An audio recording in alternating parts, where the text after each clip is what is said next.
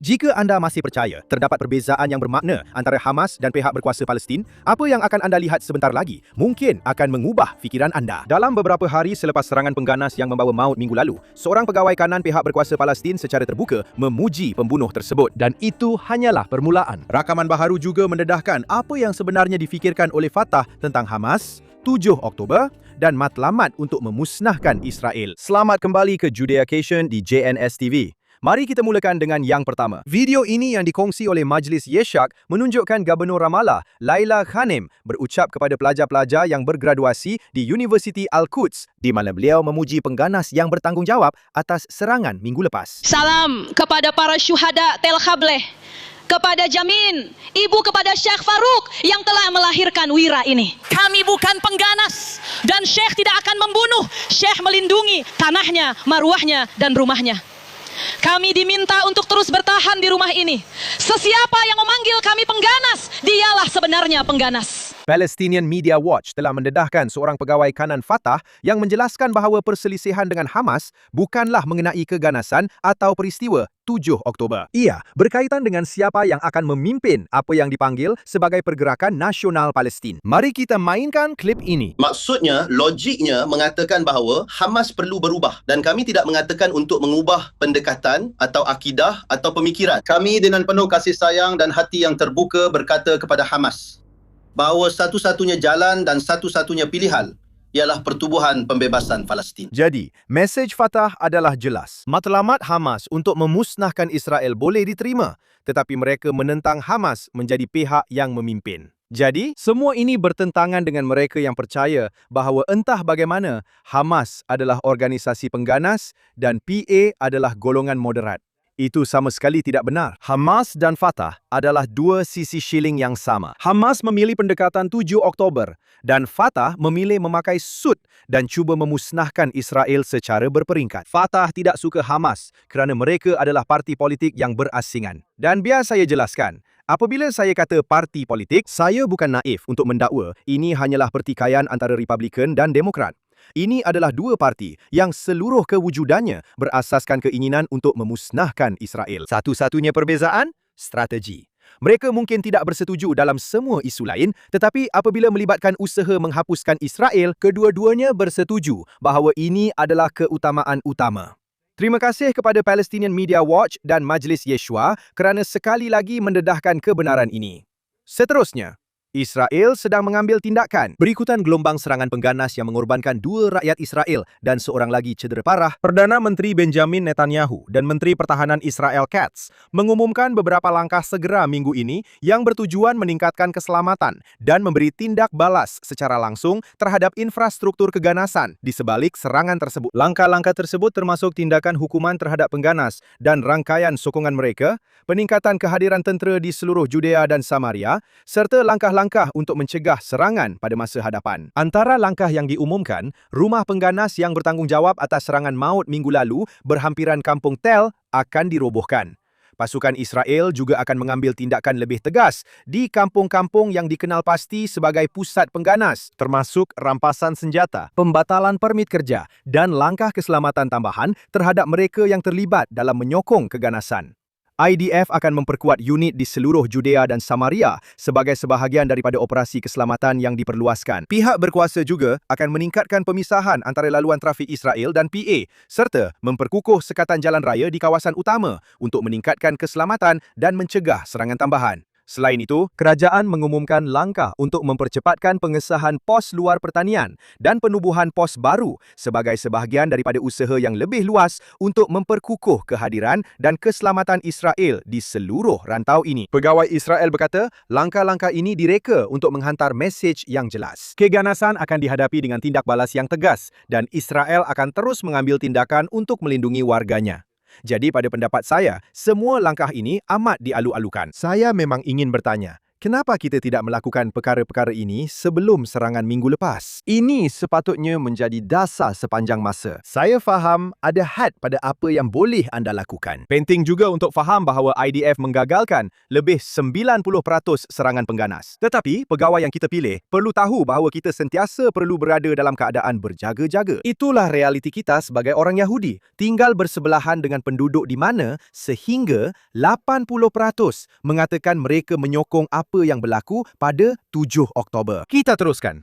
UNESCO telah melakukannya lagi. Agensi PBB yang bertanggungjawab untuk menetapkan tapak warisan dunia telah mengundi untuk mengiktiraf satu lagi lokasi yang sangat berkait rapat dengan sejarah Yahudi purba di bawah penetapan pihak berkuasa Palestin. Meneruskan corak yang membimbangkan dalam mempolitikkan arkeologi dan sejarah. UNESCO, iaitu Organisasi Pendidikan, Saintifik dan Kebudayaan Pertubuhan Bangsa-Bangsa Bersatu, bertanggungjawab untuk mengenal pasti dan melindungi tapak budaya serta sejarah di seluruh dunia. Keputusannya membawa pengaruh antarabangsa yang besar, membantu membentuk bagaimana tempat-tempat ini dipersembahkan dalam pendidikan, pelancongan, diplomasi dan pandangan umum dunia. Minggu ini, UNESCO telah mengundi untuk menambah Sebastia ke dalam senarai warisan dunia dan senarai warisan dunia dalam bahaya.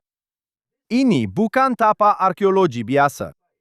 Sebastia dikenali sebagai Bandar Purba Samaria, ibu kota kerajaan Israel dalam Alkitab, hampir 3,000 tahun yang lalu. Ia berfungsi sebagai pusat pemerintahan monarki Israel di bawah Raja Omri dan Ahab, serta kekal sebagai salah satu tapak arkeologi paling penting yang berkaitan dengan tamadun Yahudi purba. Namun, UNESCO meluluskan penetapan itu di bawah pencalonan pihak berkuasa Palestin. Israel mengecam keputusan itu sebagai bermotifkan politik dengan berhujah bahawa ia gagal mengiktiraf peranan utama tapak itu dalam sejarah Yahudi. Ini tidak berlaku secara terasing.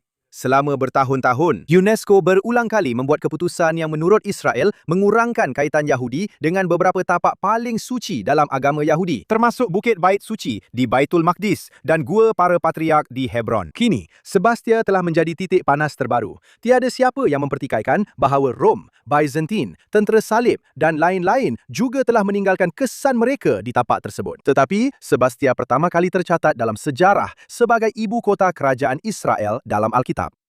Itulah yang menjadikannya salah satu lokasi paling penting dalam sejarah Yahudi. Keputusan UNESCO penting kerana ia mempengaruhi naratif antarabangsa mengenai tapak-tapak seperti ini. Apabila sejarah Yahudi tidak diberikan keutamaan yang Israel percaya ia layak dapat, ramai rakyat Israel melihatnya sebagai sebahagian daripada usaha yang lebih besar untuk melemahkan pengiktirafan terhadap hubungan sejarah rakyat Yahudi dengan tanah Israel. Pertempuran mengenai Sebastia bukan sekadar tentang arkeologi, ia juga tentang siapa yang berhak menceritakan kisah tanah air Yahudi. Dalam berita lain, sebuah kumpulan yang mewakili puluhan ribu pegawai tentera Israel semasa dan bekas pegawai sedang menentang apa yang mereka anggap sebagai naratif antarabangsa palsu mengenai Judea dan Samaria, dan mereka menyampaikan mesej mereka secara langsung kepada Presiden Amerika Syarikat Donald Trump. Forum Pertahanan dan Keselamatan Israel atau IDF yang juga dikenali sebagai Bertahonis Team telah menghantar surat kepada Rumah Putih menggesa Presiden Trump supaya menolak dakwaan bahawa apa yang sering dirujuk sebagai keganasan peneroka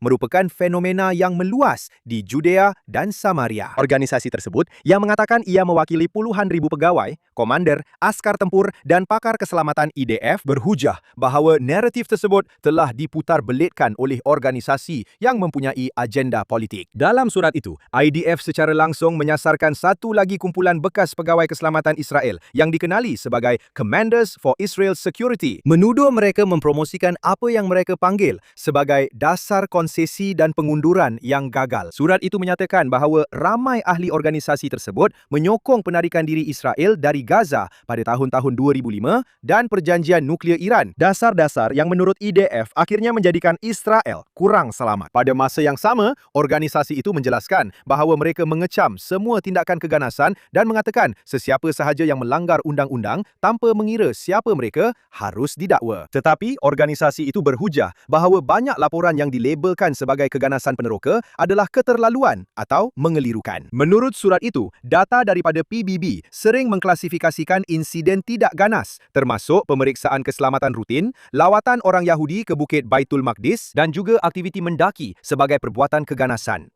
Surat itu juga memetik data polis Israel yang mendakwa bahawa lebih separuh daripada aduan yang difailkan di kawasan pergeseran ini akhirnya didapati palsu. Sebagai satu contoh, IDF menunjukkan satu insiden pada Februari 2026 di mana pembakaran kandang biri-biri pada mulanya dipersalahkan ke atas penduduk Yahudi. Menurut surat itu, siasatan polis kemudiannya menyimpulkan bahawa kebakaran itu sebenarnya disebabkan oleh sambungan elektrik haram yang dipasang oleh pemilik Palestin. IDSF berhujah bahawa insiden seperti ini merosakkan reputasi Israel sebelum fakta diketahui dan mengalihkan perhatian daripada apa yang mereka anggap sebagai ancaman sebenar. Keganasan Arab dan usaha Iran untuk memperluaskan pengaruh mereka di seluruh Judea dan Samaria.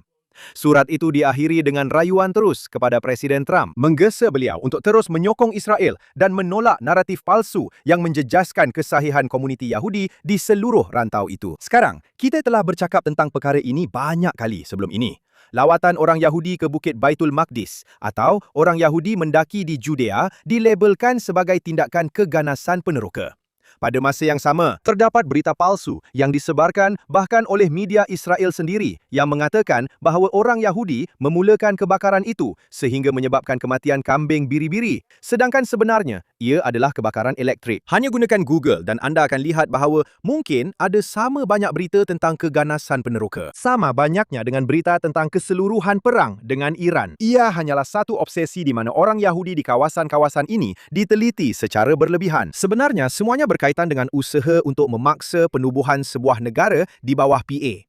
Dan cara terbaik untuk melakukannya, jalankan kempen PR negatif dengan mengatakan bahawa kita perlu mengambil kawasan-kawasan ini daripada Israel kerana orang Yahudi di sana ganas dan tidak layak berada di situ. Itulah sebabnya ada cerita media palsu. Itulah sebabnya orang Yahudi dikenakan sekatan. Kita perlu faham gambaran yang lebih besar di sini.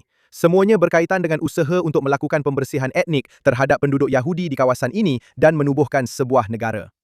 Pihak berkuasa Palestin dan sudah tentu negara itu akan menjadi ancaman terhadap kelangsungan negara Israel. Bayangkan jika ancaman 7 Oktober itu menghantui 75% daripada penduduk Israel di tengah-tengah negara itu. Itulah yang akan menjadi kenyataan jika sebuah negara PA ditubuhkan. Saya yakin rakyat Israel faham perkara ini. Tetapi, jangan kata anda tidak diberi amaran jika anda masih menyokong cara pemikiran ini. Seterusnya, satu serangan pengganas yang berpotensi di Judea telah berjaya dihentikan sebelum ia sempat berlaku. Seorang remaja Arab berumur 16 tahun telah didakwa di Mahkamah Tentera IDF selepas penyiasat mengatakan dia merancang serangan menikam terhadap seorang askar Israel. Remaja tersebut, seorang penduduk kampung Palestin Nahalin berhampiran Bethlehem, telah ditangkap awal bulan ini selepas didakwa cuba memasuki komuniti Yahudi Neve Daniel di Gush Etzion. Menurut pihak berkuasa Israel, remaja itu pada mulanya ditahan selepas menimbulkan kecurigaan dalam kalangan anggota keselamatan tempatan dan askar IDF. Semasa soal siasat, penyiasat berkata dia mengaku bahawa dia telah memasuki kawasan itu dengan niat untuk melakukan serangan menikam. Pihak berkuasa berkata, remaja itu mengaku dia berharap serangan itu akan berakhir dengan kematiannya sendiri dan dia akan dianggap sebagai seorang syahid. Polis berkata, suspek kemudian membawa penyiasat melalui laluan yang diambilnya dan menunjukkan kepada mereka di mana dia telah menyembunyikan senjata tersebut. Sebilah pisau kemudiannya ditemui di kawasan itu, menurut polis Israel.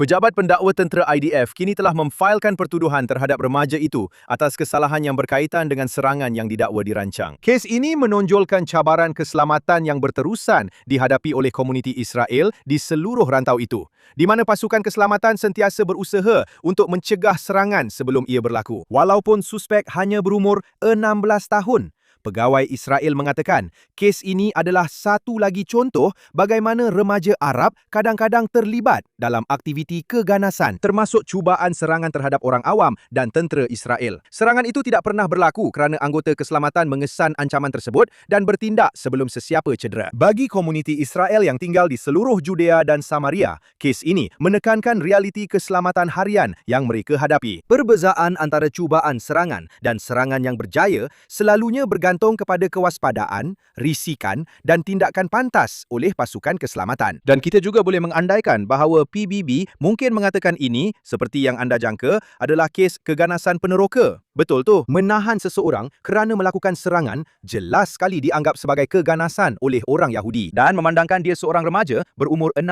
tahun yang bercita-cita menjadi pengganas, saya pasti dalam beberapa hari lagi anda akan dengar bagaimana Israel menyasarkan kanak-kanak Arab oleh kerana dia di bawah umur 18 tahun. Dia secara automatik dimasukkan ke dalam kategori kanak-kanak yang menjadi sasaran IDF. Dan begitulah cara permainan propaganda berfungsi. Jadi, lain kali anda melihat artikel tentang bagaimana Israel merampas seorang kanak-kanak daripada ibu bapanya, pastikan anda tahu semua butiran tentang berapa umur sebenar kanak-kanak itu dan apa yang sebenarnya dia cuba lakukan. Sekarang, mari kita sentuh berita baik minggu ini. Majlis Perancangan Tertinggi Israel akan memajukan rancangan untuk 763 unit perumahan baharu di komuniti Aileh. Itu terletak di wilayah Binyamin di daerah Samaria Selatan.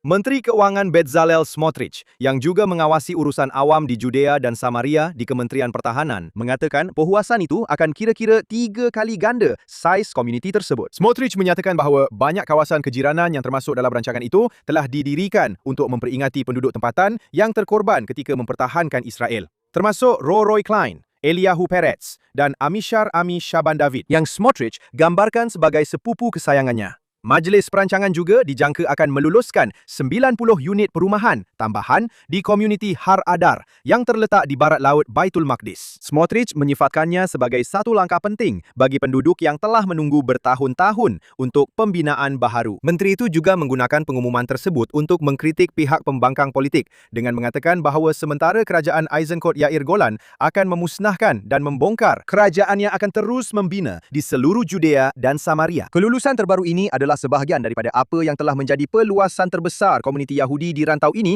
dalam beberapa tahun kebelakangan ini. Sejak memegang jawatan, kerajaan Perdana Menteri Netanyahu telah meluluskan puluhan ribu unit perumahan dan membenarkan berpuluh-puluh komuniti baru di seluruh rantau ini. Bulan lepas, Kabinet Israel meluluskan pelan pembangunan bernilai 1.3 bilion shekel atau kira-kira 426 juta dolar untuk menubuhkan dan mengukuhkan berpuluh-puluh lagi komuniti tambahan. Dana tersebut akan menyediakan pembinaan awal yang pantas di setiap tapak, termasuk sehingga 15 rumah pasang siap dan 2 bangunan awam. Melaksanakan keputusan kabinet yang diluluskan awal tahun ini untuk memperluaskan komuniti di seluruh Samaria, Binyamin, Lembah Jordan, Gush Etzion dan kawasan Laut Mati. Pada masa yang sama, kepulangan ke utara Samaria juga semakin mendapat momentum. Satu lagi pencapaian bersejarah apabila unit kediaman telah didirikan di komuniti baharu Emek Dotan. Komuniti ini terletak di tengah-tengah lembah Dotan yang disebut dalam Alkitab dan merupakan sebahagian daripada pelan kembali ke utara Samaria